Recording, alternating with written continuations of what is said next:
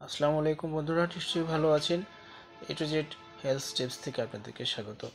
আজকে আমরা একটি নতুন ভিডিও নিয়ে আপনাদের সামনে হাজির হয়েছি যে কিভাবে টাকা ছাড়া বিনা টাকায় দাঁতের চিকিৎসা আমরা করতে পারি ঘরোয়া পদ্ধতিতে, এবং আমাদের গৃহস্থলী যে সামগ্রীগুলো আছে তার মধ্যে দিয়ে আমরা আমাদের দাঁতের যত্ন নিতে পারি।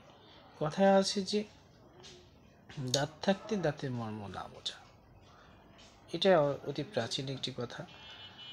আমরা যেন দাঁত থাকতেই দাঁতের মর্মটা বুঝে থাকি। আর বুঝলেই কি হতে পারে, আমাদের দাঁত নিয়ে যতটুকু যার সমস্যা হয়ে গেছে আর নতুন করে যেন সমস্যা না হয়, সেই ব্যাপারে আমাদের আজকের টিপসটা থাকবে। টিপসের মূল কথা কী ছিল, যে আমরা কোনো পয়সা খরচ করতে রাজি নই, আমরা ডাক্তারের কাছেও যেতে রাজি নেই, আমরা ঘরোয়া পদ্ধতিতেই দাঁতের চিকিৎসা করতে চাই। চলুন বন্ধুরা, শুরু করা যাক বিষয়টি। দেখুন, আজকাল আধুনিক যুগে আমরা যেটা করছি, আমরা পেস্ট ইউজ করছি। তবে আমি বলবো যে আমরা পেস্ট ইউজ করব না। দেখুন, পেস্টের মধ্যে কিন্তু কেমিক্যালের অংশটা অনেক বেশি। তাহলে কেমিক্যাল, রাসায়নিক কেমিক্যাল মানব দেহের জন্য, মানুষের কোনো কাজে তার যদি সহনীয় মাত্রা অতিক্রম করে, সেটা কোনোভাবেই উপকারে আসতে পারে না। তো সেজন্যই বলবো, আজকে নো পেস্ট নো ব্রাশ। তো বন্ধুরা, যে সমস্ত কেমিক্যাল দিয়ে পেস্ট তৈরি করা হয়, সেগুলো উপকারের দিক থেকে ক্ষতির অংশটা অনেক বেশি, তাই পেস্ট ইউজ করবো না। এবার প্রশ্নটা রয়ে গেল ব্রাশের ব্যাপারটা। আমরা ব্রাশও ইউজ করতে চাচ্ছি না। ওই যে বললাম যে আমরা টাকা ছাড়া কিভাবে দাঁতের যত্ন নেওয়া সম্ভব, সে বিষয়ে কিন্তু আজকের আলোচনা। দেখুন, একটা উদাহরণ দিতে চাচ্ছি যে আপনার বাসায় কিচেনে যে জিনিসপত্র আসবাবপত্রগুলো আছে, এগুলো কিন্তু আমরা মাজনি দিয়ে মেজে থাকি।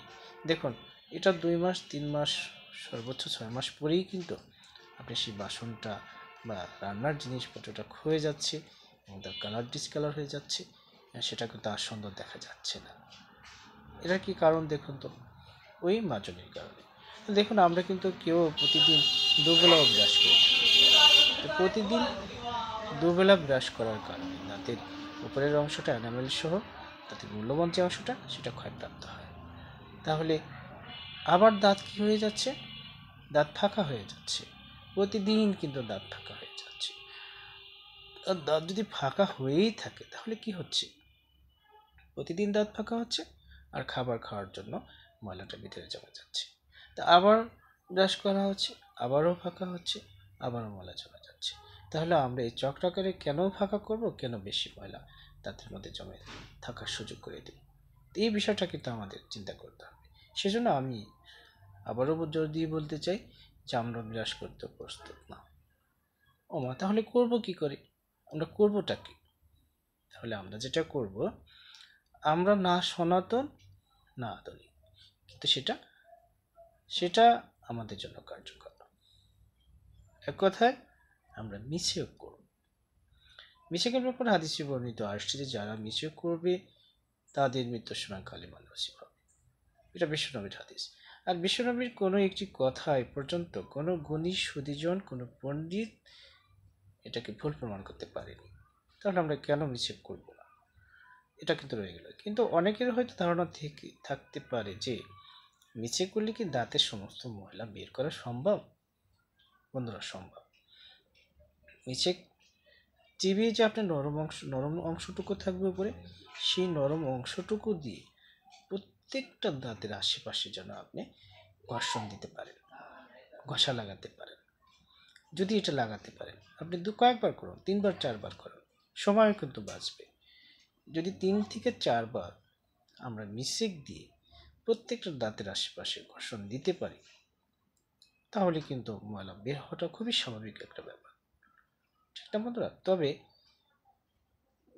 2-3 দিন আপনি একই নরম অংশ দিয়ে নিচে করতে রইলেন, তাহলে কিন্তু নরম অংশটার ঘষা ময়লা বের হতে নাও পারে। সেজন্য আমাদের উচিত যে প্রতিদিনই নরম অংশটা কেটে ফেলা অন্তত, অথবা একদিন পর পর নরম অংশটা আপনি কেটে ফেলবেন। এই টিভি যেটুকু নরম করেছে, তাহলে আপনি এটা করে দেখেন। এবং আপনার টার্গেট থাকতে হবে যে দাঁতের প্রত্যেকটা দাঁতের আশেপাশে আপনার ঘষা লেগেছে কিনা, এটা আপনাকে কিন্তু নিশ্চিত করতে হবে। এইগুলো মিচাক। এখন প্রশ্ন হলো যে কি দিয়ে আপনি মিসেক বানাবেন, কোন গাছের ডাল দিয়ে আপনি মিসেক করবেন, এটা খুবই গুরুত্বপূর্ণ। তবে দাঁতের যত্নে যতগুলো কথা আছে, আপনি আমরা যেহেতু ঘরোয়া পদ্ধতিতে প্রাকৃতিকভাবে আমাদের আশেপাশের উপকরণ দিয়ে আমরা আজকে বিনা টাকায় দাঁতের চিকিৎসা করতে চাই, তাহলে আপনি 1 নম্বরে হতে পারে নিমের ডাল, 2 নম্বরে হতে পারে পেয়ারার ডাল। তবে আমি আমার পক্ষ থেকে বলবো যে আপনারা অবশ্যই নিমের ডাল দিয়ে মিসক করবেন। নিমের ডাল দিয়ে মিসক করার আরও একটা উপকারের দিক আপনাদের সাথে শেয়ার করতে পারি। সেটা হলো যে যাদের চুলকানি বা অ্যালার্জি জাতীয় সমস্যা আছে, দীর্ঘদিন এই নিমের মিসেক দিয়ে যদি আপনি মিসক করেন, দাঁত মাজেন, তাহলে এই অ্যালার্জি বা চুলকানি জাতীয় সমস্যা থেকে আপনি অবশ্যই মুক্তি পেতে পারেন। বন্ধুরা, এই ছিল যে আমরা বিনা টাকায় কীভাবে দাঁতের চিকিৎসা করব বা দাঁতের যত্ন নেব। বন্ধুরা, আরও একটি বিষয় আপনাদের সাথে শেয়ার করতে চাই। সেটা হলো যে আপনারা অবশ্যই অন্তত লবণ গরম পানি দিয়ে সপ্তাহে 2 বার কুলকুচি করবেন। তাহলে যদি এর পরেও যদি কোনো জীবাণু আপনার থেকে যায়, তাহলে সেটাও মুক্ত হয়ে যাবে। অন্তত লবণ দিয়ে খাঁটি সরিষার তেল দিয়ে সপ্তাহে 2 বার দাঁত মাজবেন। এখন প্রশ্ন হলো যে এই যে বললাম যে লবণ নাকি কিনতে হয়, তাহলে বিনা টাকা হলো কী করে? দেখুন, আপনার জন্য আপনার বাড়ির রান্নার কাজে, আপনার বাড়ির গৃহস্থলী কাজে কিন্তু এমনিতে আপনাকে লবণ কিনতে হচ্ছে, আপনার গৃহস্থলী কাজে কিন্তু এমনিতেই আপনার সরিষার তেল কিনতে হচ্ছে, তাহলে সেটা তো আপনার দাঁতের জন্য আলাদা করে কিনতে হচ্ছে না। অবশ্যই ঘরোয়া পদ্ধতি, অবশ্যই মানে যে স্বাভাবিকভাবে ন্যাচারালি আপনি এই উপাদানগুলো আপনার ঘরের মধ্যেই থাকে, তাহলে আমরা কেন বলতে পারবো না যে আজকের চিকিৎসাটা হচ্ছে বিনামূল্যে বিনা টাকায়? তাহলে বলতেই পারি বিনা টাকায় দাঁতের চিকিৎসা। বন্ধুরা, ভালো থাকবেন, সুস্থ থাকবেন। তবে আরও একটা কথা আপনাদের সাথে শেয়ার করব, অন্তত 3 বার খাওয়ার পরে আমাদের যে ফিঙ্গারগুলো আছে, আঙ্গুলগুলো আছে, এগুলো আমি আদম মিশাক বলি। তো এই আদম মিশাক দিয়ে অন্তত আপনারা 3 বার খাওয়ার পরে দাঁত মাজবেন, দাঁত ঘষবেন, দাঁতের ভিতরে মনে বের করে ফেলবেন। তাহলে দেখবেন দাঁত যার ক্ষতিগ্রস্ত যতটুকু হয়েছে সেটা তো হয়েই গেছে, সেটাও ভালো হওয়ার দিকে যাবে। আর আজকের পরে যতদিন বাঁচবে ততদিন আর কোনো দাঁতের সমস্যা থাকবে না, আবার পয়সাও লাগবে না। তোমাদের ভালো থাকবেন, কথা হবে পরে কোনো ভিডিওতে। ভিডিওটা ভালো লাগলে লাইক, কমেন্ট, শেয়ার করতে ভুলবেন না। আসসালামু আলাইকুম রহমতুল্লাহ ওয়া বারাকাতুহু।